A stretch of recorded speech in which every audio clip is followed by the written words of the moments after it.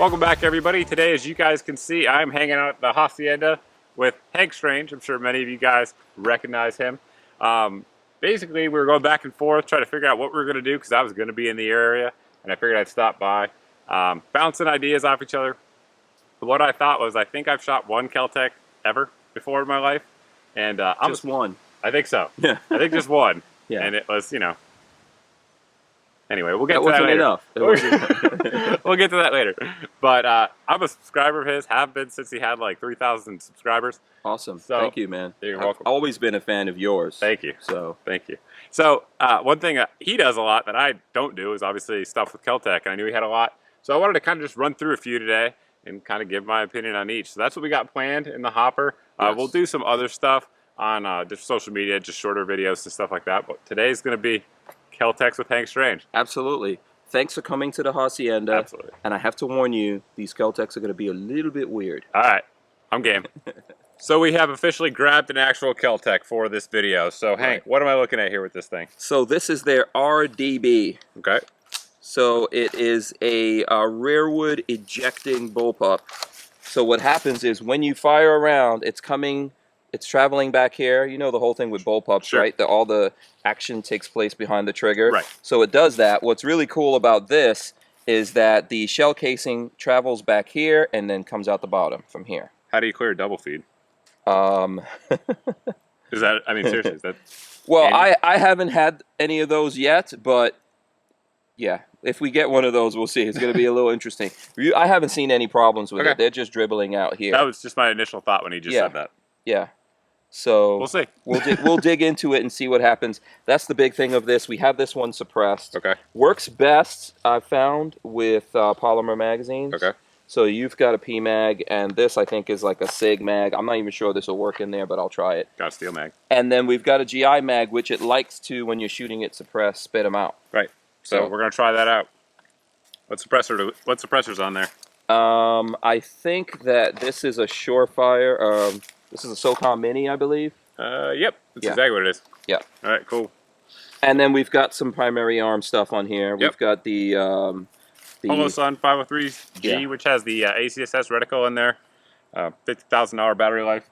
Got over this before on the channel here. Right. Yeah. Then, of course. Then the 3-power magnifier, which is actually a very good magnifier for the money. Yeah. I think this was a good setup on here. So. Yep. I agree. Awesome. Let's get it rocking. Seems simple enough. Yeah. All right. Helps if you turn the optic on. There you go. Yep.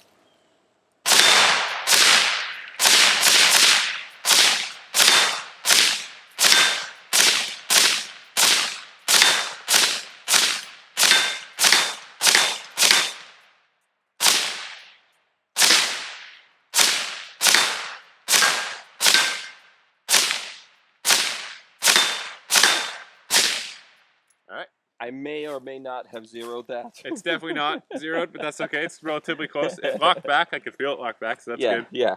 You know, I mean, in the rush of doing a bunch of different things and moving stuff around, you know how that goes. I 100% know how that goes. That's not on Guns and Gear. That's on me. So did you feel that ejection hitting your shirt, bouncing down? I did, and it also felt it locked back, which was good. Mm-hmm. What do you think? What's your initial? Because you've like, never shot this even at a show or anything, right? Never. Okay. First time I've held one. The trigger feels actually quite good for a bullpup. Yes, I would agree. That was my first thought there. That's a big thing they did here. Lots of them, you have to upgrade them. Okay. But this, Kel-Tec really did some work there on the trigger and improved that, I think. Yep. No, I agree with that. It was, for a bullpup, it's a very good trigger. I think one of the reasons for that is the guys that were testing this are like on the 3-gun team that Kel-Tec has. Right. So that helps. Okay. I think they gave some good input probably. I'm going to try it with that GI mag here before we close this one out. Yeah. See what happens. It's just a C Products Defense mag for those wondering. It's if anyone wants to know, that's relatively new. Is there a bolt release? This? So, yes. Okay. There you go. Fancy.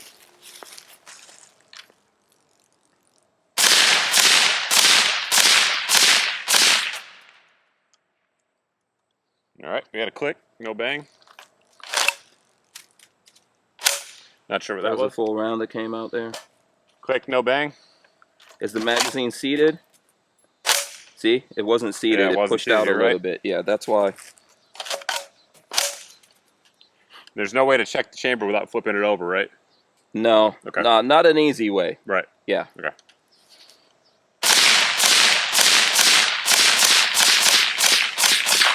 All right, walk back there. Yeah. So it appears that what Hank was talking about there is absolutely true. Yeah, it did. It unseats a little bit. It doesn't. Sometimes it does spit out the whole thing, but sometimes it just pushes it down a little bit. I mean, all in all, Yeah. I kind of like it. Yeah. I mean, does that bother you? I don't. You don't have to shoot with G. I do have them. Right. But I do too. lots of guys don't even use them. So. And if a lot of guys aren't going to be shooting it suppressed either. Yeah. Exactly. That's another thing. So I don't think that's a big deal. And to be honest with you, I've also seen that in some other bullpups. I don't know if you've ever seen it in any other guns. I haven't. Okay. So. But I know, like, my Tabor sometimes has problems running suppressed, just running suppressed. Mhm. But I mean, Yeah. One of the things I think is because everything is going back here and coming down, I mean, that helps it actually, because you didn't notice a lot of gas face, almost right? none. Yeah, so that a lot of that's coming out here. So maybe those pressures with a GI mag is just like pushing the magazine sure. down a little bit. I'm sure it's exact. Yeah. I don't disagree with that at all. But one thing I like is even with the can on there, it's relatively light up front. So I like that. Yeah. I think it's a good gun. It's I think interesting. they're going in a great direction. We'll shoot an older version of a bullpup rifle, which is a 308, Okay. later on, and you'll see, you know, what kind of progression they've done over the couple of years gap between those two. Cool. You know, the controls are relatively easy, right? Yep. Pretty intuitive. Yeah. But okay. All right. So that's So there the you go. RDB. Yeah. I invite you to get some more rounds. Let's see if this what this SIG does, and then maybe if you want to, we could set up your camera so you could show the ejection. Yeah. This is actually a SIG mag. This is also the first time I've ever held a SIG mag. Right. So sure, I'm game for it. Okay. We'll see. So did you want to change something Yeah. here to Let's show? stop real quick and change the camera angle. So Now we're going to check out the ejection pattern from the camera right here. See how that works. I'll try to chicken wing it like I was 1980s infantryman. just See pay what attention happens. to this area right here. Exactly.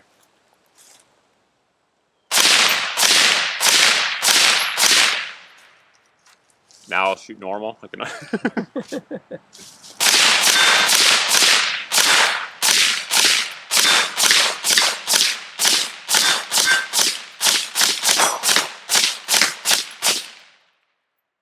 It ran.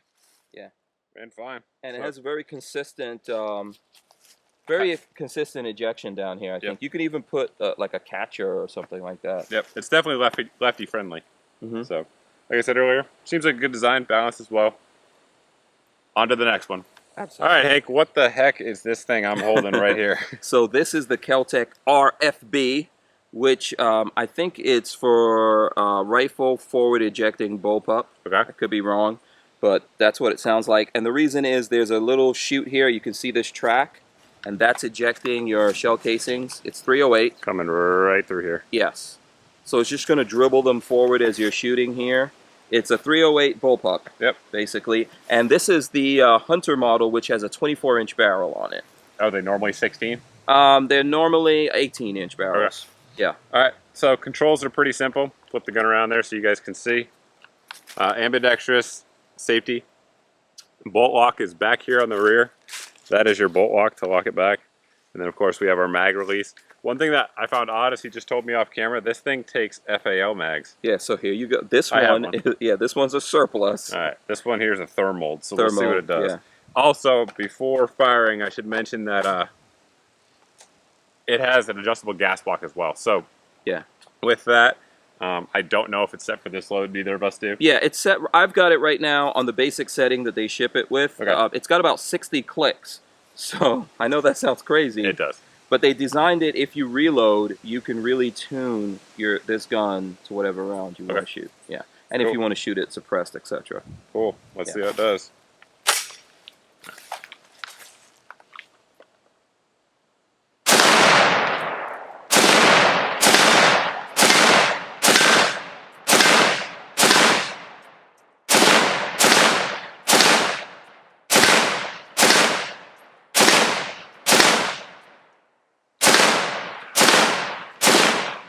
I think the bolt locked open.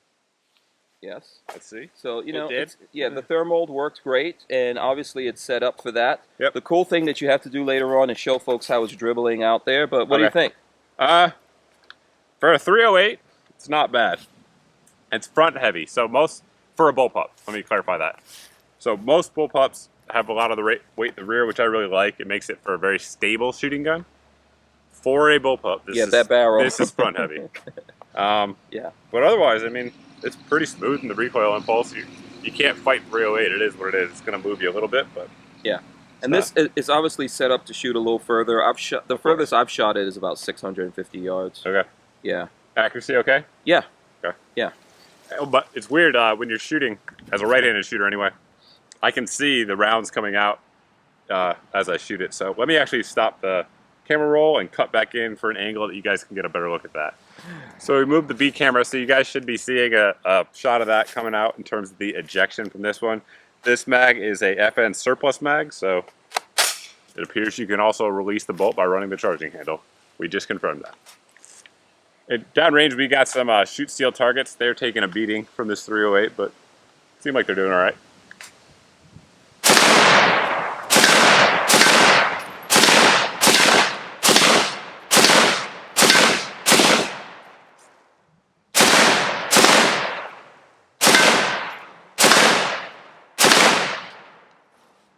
So this one's zeroed. Yeah, that's good over the line. This one is set up because if you come visit the Hank Strange Hacienda uninvited, right. Which this might be waiting for you. Yeah, yeah. No, I could see that. Out here where he lives is pretty open land. It certainly could fill that role well if you wanted to use it for home defense or even like a ranch or something. Yeah. You know, varmint control. Yeah, hunting. Yep. Really, it's set up for hunting. Yep. Yeah. It would do all those. Absolutely, for sure. So taking out some hogs, taking out some coyotes. Yeah. It would do it. But the big thing about it, it's heavy, like you said, and definitely front heavy. Yeah. The shorter barreled version's a little better. Yeah. I get that. I get that. Given the two, the one that we just shot and this, I would take the first one. You would take the newer one. Yeah, especially with the price point on this one. So we didn't cover that on camera, I don't think. Yeah. What do these run? So these are running close to $2,000 in some places, in some cases over. Right. The reason for that with the 24-inch one, very difficult for them to make this long barrel. Right. You know, all this stuff is made here in the country, so, you know, and even the 18-inch one, it's kind of rare for them to manufacture it. Right. With the new RDB, they were planning on phasing these out, and people don't want them to, but they don't make a lot of these. Okay. So, you know, supply and demand. That's kind of the thing. So. Yeah. If you're a big reloader, you know, this is the thing. Right. But I do think the RDB is a good sign, and hopefully they'll do those in different calibers. Right. No, I agree. So that RDB, like at 300 black, would be pretty nasty. Yeah. So. Yeah. Anyway, on to the next Kel-Tec. Next one. So I actually know what this contraption is here. I recognized it as soon as Hank pulled it out because I saw it, I believe, at SHOT Show. Okay. And this is one that a lot of people were excited about. It's the CMR-30. Right. Basically, it takes these mags here, which are 30 round 22 Win Mag. Is that correct? 22 Magnum, excuse me, 22 Magnum, not Win Mag. Yeah. 22 that would Magnum. be awesome. That would be cool. And these also fit, sorry about the wind, in this pistol right here. PMR. Which is the PMR, right? Very popular laser gun. The same mags. So a lot of people compare the 22 Magnum to like a 5.7. I kind of get that. I kind of get the comparison. Like a poor man's 5.7. Right. Does move really fast and can punch through some things. It does, but one of the disadvantages to 22 Magnum versus 5.7 is it's a rimmed cartridge. So you have in magazines like this, you have the chance. I'm not saying we're going to see it. But we have the chance of rim lock in your mags. So I loaded them, and as did Hank, to try to avoid that. But that's not a guarantee, right? Because one of the things is like it's also a very soft casing, and you can bend it, and there's a whole bunch of things that go along with that. Right. So it'll be nice to make a gun like this, but with some other more reliable centerfire stuff. Yeah, absolutely. I agree. So, but 22 mag is also a lot cheaper than 5.7. Have you ever shot the pistol? No. Okay. I've never shot either of these. Okay, awesome. So ever. Start on the top. I will. All right. It does have an ambidextrous safety. That's one thing I'm noticing about these Kel-Tecs here, handling them. They seem to have a lot of ambi-friendly features. So yeah. All right, let's see. Does the charging handle reciprocate? No, it's non-reciprocating, so I can hold it? Yep.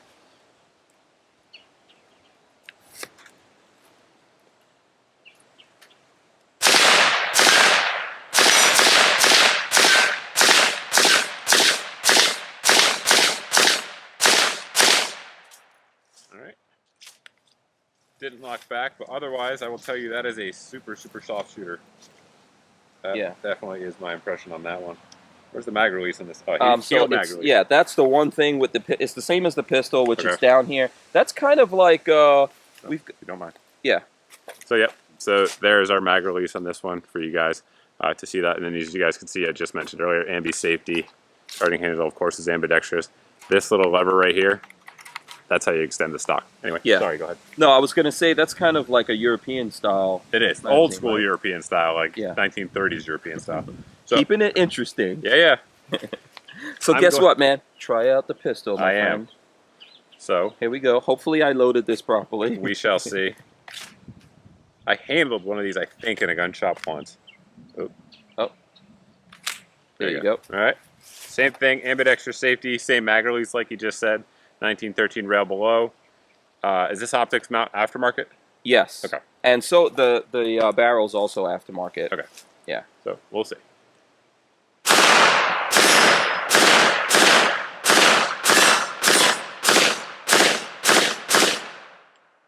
Oh, that's actually a malfunction. All right.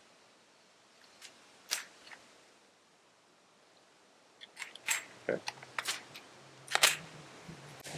The round just didn't come out of the magazine. It really wasn't like a failure to feed. It was just sitting there in the magazine, barely forward. All right. So, initial thoughts, right? It's kind of what I expected it to be. The wind gods are visiting us today, but when I say what I expected it to be, is I have a FN57, as many of you who watch the channel know, and of course there's pros and cons with that, but one of the things I like about the 5.7 is, and I would imagine I would probably put this in the same category, is that for somebody who's super recoil sensitive, like maybe has, I don't know, some medical issues or something like that, where 9mm pistols are a problem, or manipulating slides are a problem, this is something to think about, right? Because you do get much better lethality than you would with like a 22. Yeah. The down and perceived recoil is almost nothing because of the mass of the slide. So that's good, just like the 5.7. And then, just like the 5.7, your muzzle blast is loud. For a pistol, I mean, it's loud like a rifle. So, those are my thoughts. Yeah. Anything else? I would agree with you on that. I've had a 5.7 in the past. I actually really like the 5.7. I like the 5.7 as well. It was a little expensive. I know that's coming down now. Yeah, it is. And I bought mine back when they were expensive. So. Yeah. So I'm really tempted to get back into a 5.7 that the rounds are coming down. The guns are still a little bit up there, but can't really do that much about that. They are. But yeah. So actually, the rounds for these, I think I saw them on Brownells the other day. 22 Magnum was like 23 cents a round. So that's pretty. I mean, that's close to 9mm. Yeah. So that's pretty good. So yeah. Pros and cons. My concern, if I was using this for self-defense, would be the rim lock. Yeah. That's me personally. Yeah. What I suggest is doing. You can load 30 rounds in these. Actually, I think they're like 33 rounds or something like that. But the thing is I wouldn't load it up all the way. I would do 25 maybe. Right, and that makes sense. Take your time. Right. Preload them. Yeah. No, don't do it in a rush or panic or something like that. They're relatively cheap, so you can just have a bunch of magazines. If you want to carry it. Sure. Yeah. It's really light too. So yeah. Anyway, all right. One more Kel-Tec to go. So earlier I mentioned that I had shot a Kel-Tec before, and this was it. These are the sub 2000s. They're 9mm carbine. They fold in half, which is cool for storage and all kinds of other fancy stuff like that. So that's kind of the cool feature about them, is you can fold them up, take them backpacking and such. In all honesty, I had problems with this and just didn't like it for a couple reasons. The big reason was the front sight had some serious issues. Like, it would move when I shot it. Like, you'd be looking down the barrel and it would literally go like that. So that was really kind of off-putting, if you will. But I know they changed a ton. This is a Gen 2 here, Gen 1.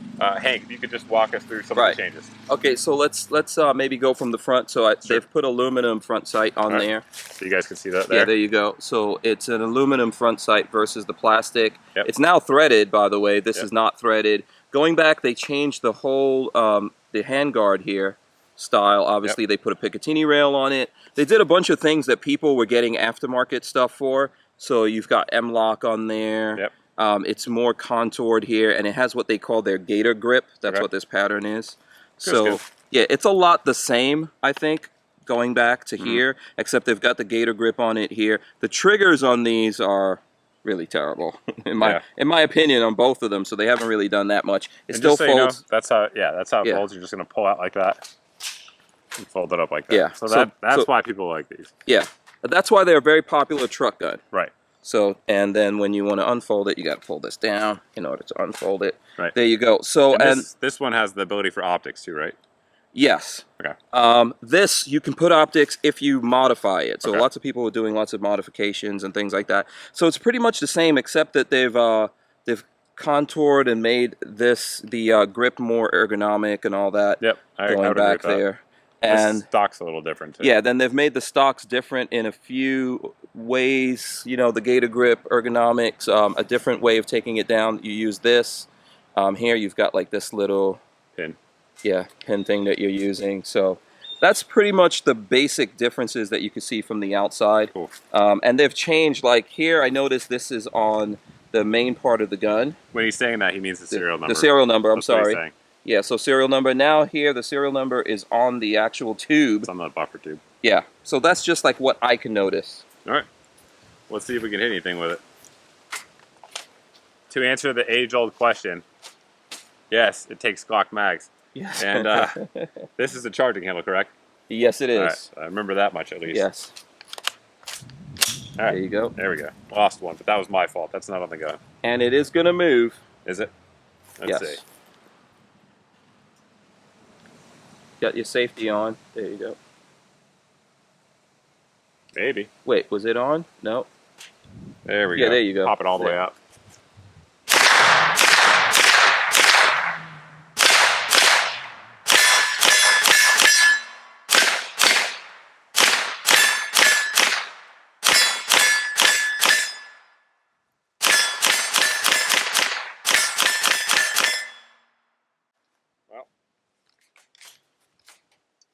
Yeah. It does lock open, so that's good. You can pull it back and lock it open. Yep. I don't think it has last round bolt hold open, obviously. So what did you think? So, first off, the safety issue that you guys saw, it's kind of like it has clicks in between clicks, if that makes sense. Yeah, you kind of had it in the middle. I had it in the middle because it clicked, so I thought it was off. So, that's not good, Yeah. in my opinion. If you're going to have it, you want to be familiar with that, obviously. Yeah, so that's new. Yeah. But, you know, the sight didn't move, so that was good when I was shooting it, like the last time I shot one of these. I see the appeal of these. I do. With any kind of pistol caliber carbine, you know, a lot of people will always say, why don't you just get a rifle if you're going to have that kind of length? Well, I get that. However, you can shoot these accurately as a pistol, of course, slow fire. But when you start speeding up, these are going to have the advantage of accuracy over pistols, particularly on moving targets. It's just easier to track them. So there are pros and cons to it for sure. But how much do these run, generally speaking? I think these are, I don't have the numbers. I think it's somewhere between 500 and 600. Okay, so if that's the case, then that's pretty reasonable. Yes, that's the one thing about them, you know. If you can get them in the caliber that you want. So these are 9mm ones. Right. For some reason, they make a lot of 40s. Okay. But people want the 9. I don't hate 40. I know a lot of people do. I don't. But anyway, all right, cool. That should be the last. It's an improvement on this. It is. I would agree with that. Definitely is an improvement. I would agree with that. And an option, I think, for people who want to get into this, other than building your own 9mm AR style. Sure, especially in that price point. Yeah. It's going to be very competitive there. Yes. So, that should be the last Kel-Tec we play with. You got one more. I do? Yes. Right. Scratch that. We have one more to play with. Still and one more let's get on that and then finish it out. All right, for real this time, this is the last Kel-Tec we're going to take a look at. This is the KSG. I have seen this one in gun shops, but Hank tells me he's modified this one a little bit, so walk us through this. I put a shell deflector on it. And why? Because when I initially got it, if you look, I have a little nick there. He does. I can see the scar. Yes, so I didn't want to keep getting that burn/cut. Okay. I don't think it's as bad now because I've had it for a few years, but you know, I've got the shell deflector. And I believe they've redesigned that. Yes, I think so. ejection as well. So on a new one. I don't know that the shell deflector is still necessary. I also put an extended switcher here, so for you to click over, because it's got two tubes, two feeding tubes. So you have to switch over. This one's extended so I can get around. Right, and what you guys are going to see is when I'm firing, I'm going to have to do that. So Yeah, absolutely. So I put a Magpul vertical grip. Yes. And I'm sure many of you guys have seen the pictures of folks who have shot themselves in the hand with these. Right. With that, I would recommend if you are going to run a vertical grip to run a quality one like Magpul. The $5 to get like a Tapco and savings, probably not worth it. Not in this case, in my opinion. Yeah. So. And the other thing I've done is put the choke on here where we can put a big honking suppressor on there. Sure. So suppressor's not on there right now, but yes, you could drop it on there and quick detach it. So, all right. That's pretty much it. Controls real quick. All right, there, if my camera will focus, that is the safety. We have a cross bolt safety, and right here is how you run the action of the shotgun. So I'm gonna give it a whirl. Absolutely. You've never shot this before, right? No, I've handled it in gun shops. I mean, when these first came out, for those who don't know, these were expensive. Yeah. So I was like, oh, I don't know if I want that. They're a lot cheaper now. You can get them for about $700 or $800, right, depending on where you get it. So, all right, let's do it.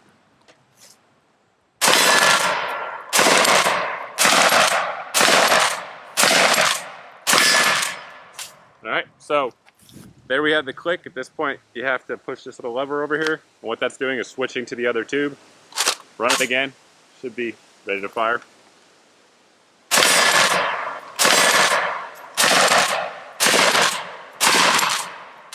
All right. Out of rounds. So, shell deflector certainly worked. Didn't feel it once. The capacity obviously is a huge advantage. 12 rounds, or 12 plus 1 really, I guess you could do, right? If you do mini shells, I think you can get 25 mini shells in there. That's crazy though, but in all seriousness, it runs mini shells from everything I've read online. It does, yeah. I have a video. Okay. But I did like 24 rounds. Okay, that may have been where I saw it. Yeah. So, yeah, obviously the capacity is huge because that's a limiting factor for a lot of shotguns. I like it again. I like the bullpup design with the weight in the rear. This one does balance very well. Yeah. It does. It's not real front heavy like that 308 we had. Yeah. I mean, not bad. No, and at this point, I think these have a good record too. Yeah, they do. They had some initial problems with some of them in the beginning. Now they're a lot better. They have two different versions, if you want to talk about that real quick. Ahead. There is a SBS short barrel shotgun version, which I actually really like. It's a little bit shorter, less capacity, but you know, a lot lighter and everything. And then Kel-Tec, for some reason, made a crazy 24-inch. I saw that at SHOT Show, actually. Insane. Yeah. That makes no sense to me. It doesn't make sense. I think they just wanted to do something a little bit crazy for SHOT Show, so they came up with that. If you're going hunting, I wouldn't take this hunting, and I definitely don't need a longer one to go. I would just take a regular shotgun. Have you ever shot it with slugs? Yes. How's the point of impact difference with the two? It's, you know, I think it's a little bit more accurate with the slugs, obviously, so and it's just gonna, you know, give you a nice thump. Yeah, I was just shooting. We were shooting. That was S&B full power buckshot, so shoots fine. When they initially came out, I remember people. That's why I asked the slug question. People asking, "Oh, could you load one tube with slugs and one tube with buck to give you the option?" I wasn't sure if it ran slugs well. But yeah, you could. I wouldn't do it. That's where I was going to go to. Yeah, I would not do that. And the reason is, when you're sitting at home, loading your shotgun, there's no stress or pressure, and you don't have to actually think about what's in the chamber and what's not. When there's real life, you know, threats happening around you, it's unlikely you're going to be able to have the wherewithal or the time, or both, to actually do that in the heat of the moment. So I personally wouldn't do it. But it's an option. For people who like that, maybe for hunting, I could actually see that as an option, where there's no stress, you know, unless, you know, bear's on you. But other than that, that's a lot of stress. But yeah, anything else? Awesome. No. Okay, cool. So that will be it, guys. We have, I have officially shot more Kel-Tecs today than I have any time in my life. So that is mission accomplished here with Hank. Definitely, as always, want to thank Hank and Lolo was here off camera for hosting me and having me down here at the Hacienda. Thanks for coming, man. This is awesome. Absolutely. Bucket list right here. Guns and gear shooting on the Hacienda. And I'll roll in a photo. I don't know if we got the video on this one of Hank shooting with the gas mask as well. He wanted the full Mr. Guns and Gear experience. So. I did, and that was awesome, man. So we gave it to him. He asked about it, and I was like, no, Yeah. I really have one with me. He's like, Yeah. you have one with you? I was like, I have two. He rolls with those things. He's not kidding.